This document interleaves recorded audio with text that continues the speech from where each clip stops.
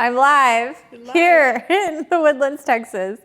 I'm here for a training camp for Kona and staying with the Quins, who've been gracious enough to put me up for like the last 7 years. And so, I love it down here. It's just a lot of a stress-free environment. It's a great place to train, at least I think it is. It's hot and humid, more so than it is in Kona, especially this beginning of this training camp has been absolutely horrendous. With the heat and humidity, I felt like I was going to die the last 2 days here. So I think I'll be prepped for the heat in Kona at least. What have been some of your key sessions going into this, your training out here, going into an Ironman? Yeah, so it's an interesting question because I am coached by Bjorn Giesman, and I feel as though like when I switched to him about a year ago, we don't have like the quote unquote key sessions and like benchmark sessions and things like that we used to have with some other coaches.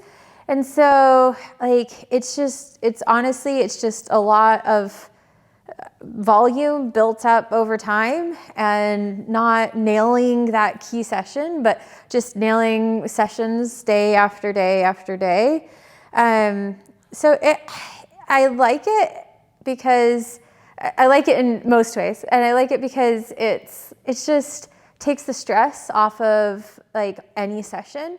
Because any session isn't like a make or break. Like, oh my gosh, this is like the key session for, my Ironman. If I don't nail these watts or these paces or whatever, then, I'm not where I want to be. And so that's just been a lot of a stress relief off of training, which is super nice to have. So like, for example, today we go over your noon swim and your run that you did? Yeah, well, I started with a 6 a.m. swim today. So I'm out here in the Woodlands training with Magnolia Masters with Tim Floyd as the coach. My swim just hasn't shown through in those PTO races that I've been doing, and it's really frustrating. And so I wanted to get some really good swim focus, and that's one of the reasons that I came down here is because Tim has always been able to help me really well with my swims.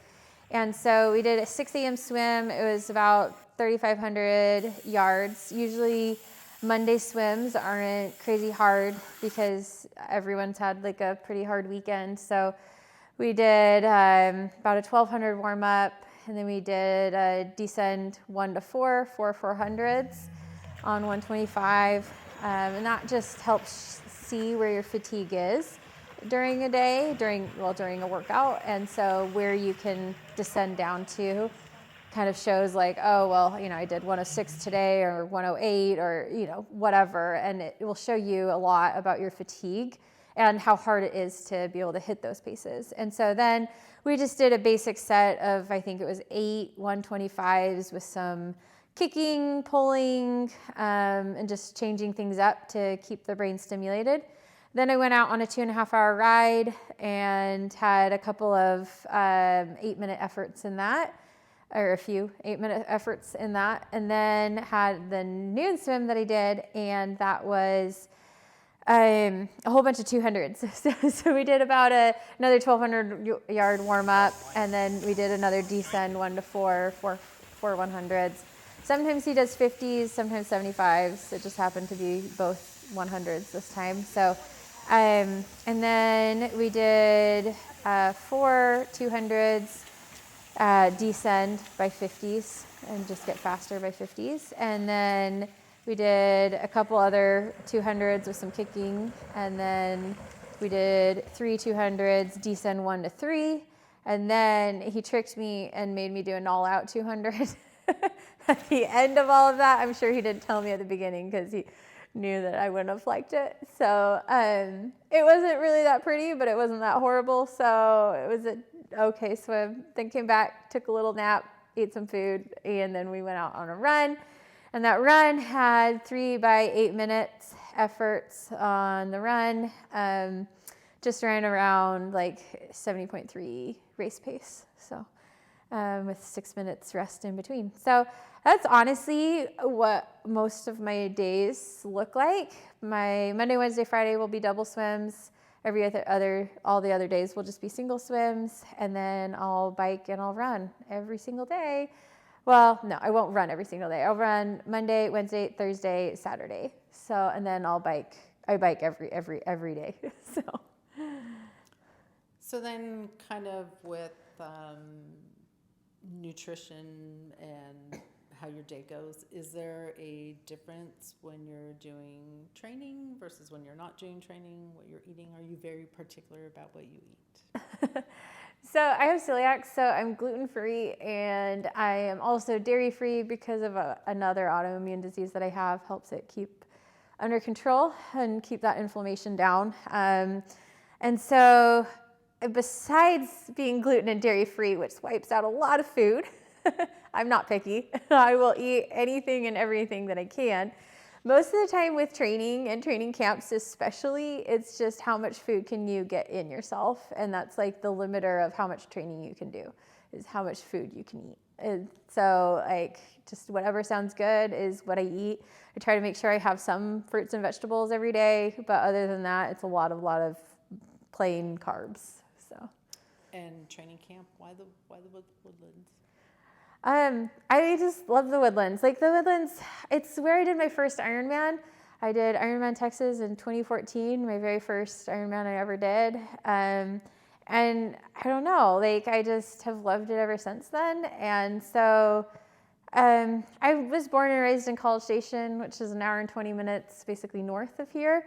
So Texas always has had a really special place in my heart. I am born and bred Texan. I say y'all all the time, which people still make fun of me for, especially in Idaho now. Like y'all. But it just comes out. And so, yeah, everything's bigger and better in Texas, along with the training, apparently. So I've had nothing but good experiences. Honestly, it's the Quins that I stay with. They absolutely royally spoil me while I'm here. And I love them, and it makes it very stress-free and just kind of taking me out of my environment in like my home base. Because when you're home, you're like, oh, I could go do this project, like this home project or this home project. And when you're removed from that, you absolutely can't do any of that.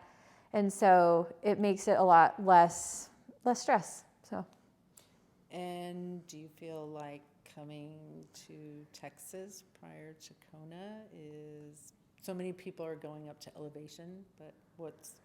Yeah, so actually before Milwaukee this year, I did about 4 weeks at elevation, around 5,200 feet.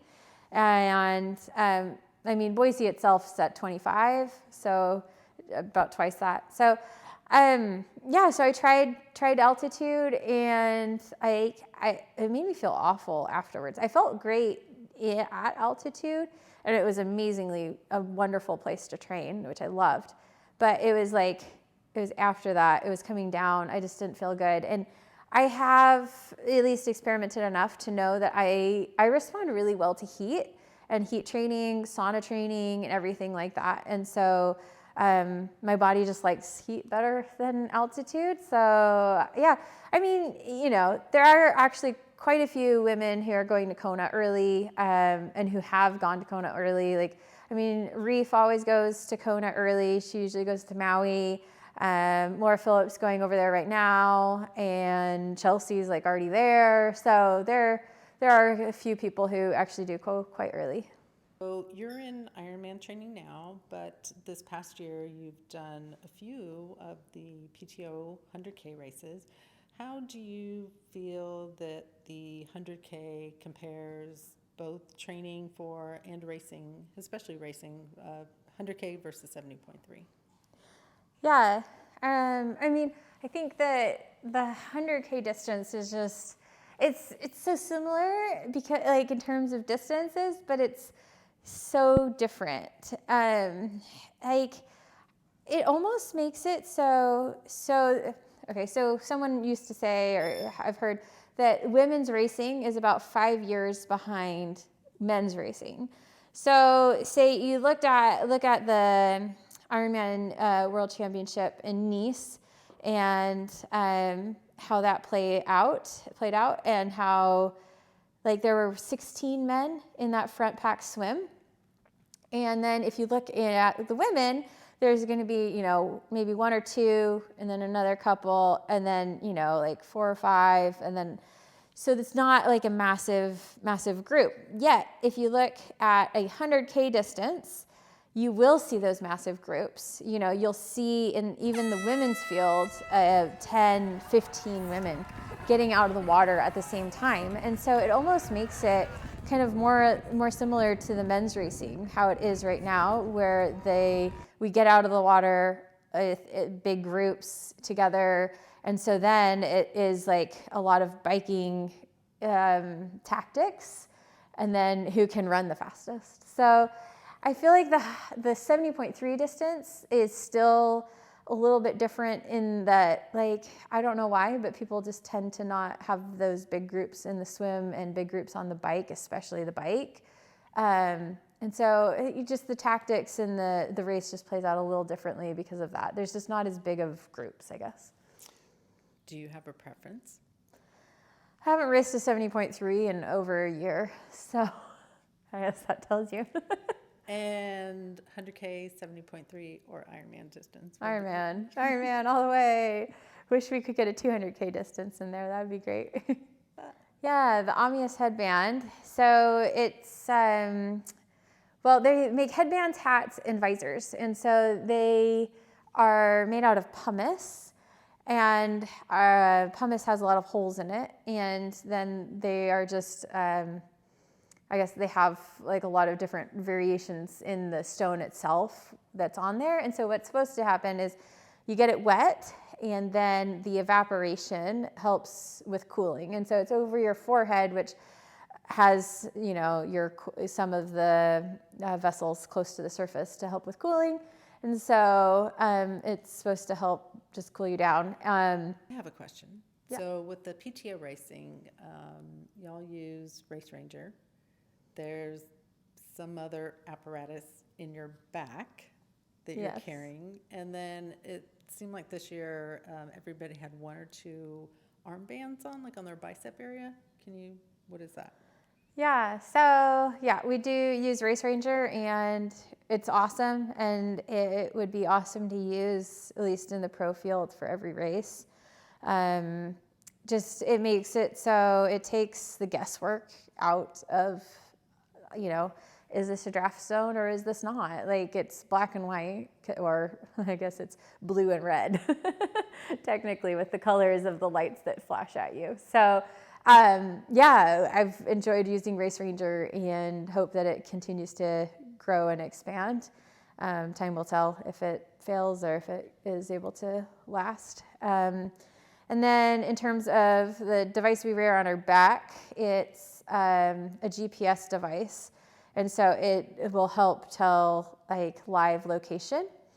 And then it also can talk to our power meters, and they did do a test with, at least in Singapore, they paired Singapore and Milwaukee, they paired our power meters to it to make sure to see if it would be able to work. I don't know if they used it on the broadcast. I don't think they did, but they're planning to, in the future, use at least watts per kilogram on the broadcast. Just another data point, something interesting to be able to talk about. And then the armband is a heart rate monitor. So then they also do, that's just another data point. They'll do a heart rate monitor. They won't ever show the exact heart rate. What they will do is a percentage of our max. So we just fill out a form saying percentage of our max, and then with the wattage, we'll fill out a form with our weight, and then they can use that instead of using like firm data. It's a little bit more obscured, but so it makes both parties happy. More data, but not like our actual data. So. And then we have a mom question. Yeah, I love mom questions. Mom question. So tips post C-section was a specific question, or just, kind of like in general post having 2 children, like what are your training tips or Yeah, I think having grace to like giving yourself grace is the most important coming back from childbirth. I you know, I think that we play off childbirth like that it's just something that happens and then you move on and you have this kid and I don't know. It's just weird that you don't think of it. It's a major trauma that happens to your body. It's a massive trauma. And so, especially with C-section, you just had, not just a trauma, but a surgery that happened. And so, obviously follow your doctor's advice and guidance on everything. I would let them always know like what you want to do and what their advice is on that. I mean, on my second child, I decided to go with a midwife, and it's really cool with, at least in Idaho with midwives. What you do is you go and you interview these midwives, like, you select a few, call them up, set up an appointment, totally free. They give you an hour of their time. And you interview them, ask them questions like, what would you do in these situations and things like that. And I mean, my most, important question was, I'm going to be training through this pregnancy and I'm going to train right after this pregnancy. Are you okay with that? So, obviously within reason. And it ruled out some of the midwives and it got me to the midwife that I chose. She had delivered over 850 babies and was very, very good. But so I think that's super important if there's anyone looking at having a child, make sure that you find a doctor who's in your same, at least mental headspace with that. Like my first child, I had a doctor who was also a runner and active and whatnot. So that helped a lot with my wants and desires after having a child and while I was pregnant. But afterwards, give yourself grace. I think that's the biggest piece of advice that I can give. And not only that, but like the part of giving yourself grace, I think, is taking that time for yourself, for your child, for your family, and really cherishing. I think that those first couple of weeks of having a baby, I think, are the most precious time that I have had with my two children. And I think that established a really firm bond for me. I don't know for them, but it did for me. And I think that's super vital, at least it was for me, to have that really big bond and love for them.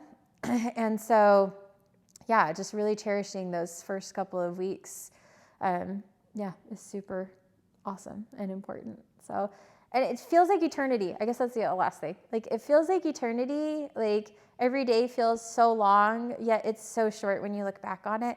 And so just because you're like, oh my gosh, I can't train for X number of weeks, don't think of it as like, so long. Because you're going to look back at it in just 4 months and you're going to be like, oh, that was so short. Why was I like mad about just a couple of weeks? So that's it. We're good. Peace out.